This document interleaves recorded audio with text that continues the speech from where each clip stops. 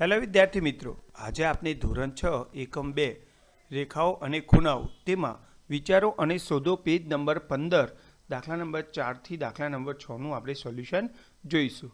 બરોબર. એમાં દાખલા નંબર 4 જોઈએ તો નીચેના દરેકને દર્શાવવા માટે એક કાચી આકૃતિ દોરો અને યોગ્ય નામાંકન કરો. બરોબર. તો આ રીતે છે ઓપી રેખા અને ઓક્યુ રેખા બિંદુ O પર મળે છે. તો આપણે સૌપ્રથમ એક રેખા દોરીશું. બરોબર. અને તેના ઉપર એક બિંદુ દર્શાવીશું જેને આપણે O વડે નામાંકન કરીશું. ત્યાર પછી આ જ રેખા ઉપર આપણે બીજું બિંદુ દર્શાવીશું અને તેને આપણે P વડે નામાંકન કરીશું. એટલે આપણા માટે ઓપી રેખા તૈયાર.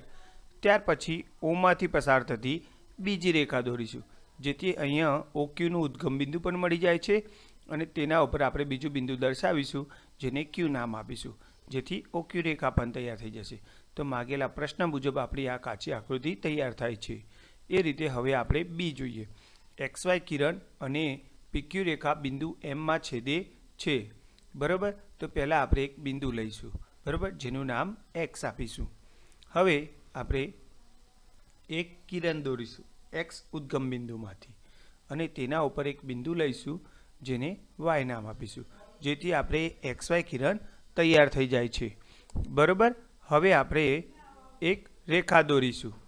XY કિરણમાંથી પસાર થતી એક રેખા દોરીશું જેમાં આપણે એક બિંદુ લઈશું જેને P નામ આપીશું અને બીજી બાજુ એક બિંદુ લઈશું જેને આપણે Q નામ આપીશું. બરાબર. તો આ રીતે આપણે PQ રેખા તૈયાર થાય છે. હવે XY કિરણ અને PQ રેખા જ્યાં આગળ છેદે છે ત્યાં આપણે M નામ આપીશું. બરાબર. તો અહીં આપણે બિંદુ લઈશું અને તેને M નામ આપીશું. તો આ રીતે આપણે પ્રશ્ન મુજબ કાચી આકૃતિ તૈયાર થઈ જાય છે. ત્યાર પછી આપણે આગળ જોઈએ સી. રેખા L પર બિંદુઓ E અને F આવેલા છે પરંતુ બિંદુ D તેના પર આવેલું નથી. બરાબર. તો આ માટે આપણે સૌથી પહેલાં એક રેખા દોરીશું જેને આપણે L નામ આપીશું. પછી રેખા L પર એક બિંદુ લઈશું જેને E અને બીજી બાજુ એક બિંદુ લઈશું જેને F વડે નામાંકન કરીશું. હવે બિંદુ D એ રેખા પર નથી તો આપણે રેખાથી થોડીક દૂર કરીશું બિંદુ અને જેને D નામ આપીશું. તો આ રીતે આપણે કાચી આકૃતિ તૈયાર થઈ જાય છે. હવે આપણે D જોઈએ કે બિંદુ P AB રેખા પર આવેલું છે. AB રેખાખંડ છે એટલા માટે આપણે પહેલાં એક રેખાખંડ દોરીશું.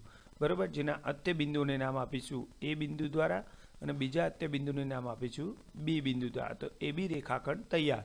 હવે બિંદુ P એ AB રેખાખંડ પર આવેલો છે તો આ રીતે આપણે બિંદુ P કરીશું. બરાબર. આ રીતે કાચી આકૃતિ તૈયાર. હવે પાંચમો પ્રશ્ન છે કે આકૃતિ પરથી નામ આપો. તો આ રીતે એક આકૃતિ આપેલી છે. બરાબર. એમાં પહેલો જ પ્રશ્ન છે કે 5 બિંદુઓ જણાવો. તો પહેલું છે D, પછી છે E, પછી છે O, પછી છે B અને છેલ્લે છે C. તો આ રીતે આ 5 બિંદુઓ આપેલા છે. ત્યાર પછી એક રેખા જણાવો. બરાબર. તો મેં પહેલાં બતાવી છે DE રેખા. કોઈ પણ એક રેખા કીધી છે પણ મેં થોડી ડેમો માટે વધારે બતાવી છે. બરાબર. DO રેખા અને DB રેખા. એ રીતે તમે EO રેખા, OB રેખા પણ દોરી શકો છો. બરાબર. ત્યાર પછી 4 કિરણોના નામ લખવાના છે. બરાબર. કિરણો જેનું આપણે એક ઉદ્ભવ બિંદુ O લીધું છે તે OB કિરણ. ત્યાર પછી છે OC કિરણ. ત્યાર પછી છે OE કિરણ અને OD કિરણ. બરાબર. આ રીતે આપણે કિરણો દર્શાવીશું. ત્યાર પછી 5 રેખાખંડો દર્શાવવાના છે. તો આ રીતે પહેલાં DE રેખાખંડ, ત્યાર પછી આવશે DO રેખાખંડ, ત્યાર પછી આવશે DB રેખાખંડ, ત્યાર પછી આપણે લઈએ EO રેખાખંડ અને પછી EB રેખાખંડ. બરાબર. આ રીતે આપણે રેખાખંડો દર્શાવી શકીએ છીએ. ત્યાર પછી આપણે છઠ્ઠો પ્રશ્ન. અહીં એક OA કિરણ છે તે Oથી શરૂ થાય છે અને બિંદુ Aમાંથી પસાર થાય છે. તે બિંદુ Bમાંથી પણ પસાર થાય છે. બરાબર. હવે જોઈએ આપણે પહેલો પ્રશ્ન છે કે શું તમે તેને OB કિરણ તરીકે નામ આપી શકો છો? શા માટે? બરાબર. તો અહીં એક બિંદુ લઈએ આપણે પહેલાં. બરાબર. જેને O બિંદુ વડે દર્શાવીએ. ત્યાર પછી O ઉદ્ગમ બિંદુમાંથી પસાર થતી એક કિરણ દોરીએ જેના ઉપર બીજું બિંદુ લઈએ જેને A વડે દર્શાવીએ. તો આ દર્શાવ્યા મુજબ OA કિરણ આપણું તૈયાર થાય છે. બિંદુ Aમાંથી પસાર થાય છે એ દોરી દીધું. હવે કહેશે Bમાંથી પણ પસાર થાય છે. તો અહીંયા કિરણ ઉપર આપણે બીજું એક બિંદુ લઈએ જેને B વડે નામ આપીએ જેથી આપણા આ પ્રશ્નનું સમાધાન થાય છે. હવે પ્રશ્ન એ છે કે OB કિરણને પર આ જે છે OA કિરણ એને OB કિરણ કહી શકાય? તો હા, કહી શકાય. બંનેને કિરણો સમાન ઉદ્ભવ બિંદુ છે અને સમાન દિશા દર્શાવે છે.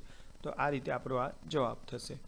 આગળ જોઈએ આપણે, શું તમે OA કિરણને એઓ કિરણ તરીકે લખી શકો છો? શા માટે? તો એક બિંદુ લઈએ આપણે, ઓ ઉદ્ભવ બિંદુ કરીએ, આપણે કિરણ દોરીશું, ફરીથી આપણે તેના ઉપર એક બિંદુ લઈને એ નામ આપીશું, ત્યાર પછી તેના ઉપર એક બીજું બિંદુ લઈશું અને તેને બી નામ આપીશું. આ રીતની આપણી આકૃતિ તૈયાર થશે અને અહીંયા લખીશું કે ભાઈ OA ને એઓ તરીકે ના લખી શકાય. એટલે ના કેમ? કારણ કે OA નું ઉદ્ભવ બિંદુ O છે, એ નથી, એટલા માટે. ઓકે.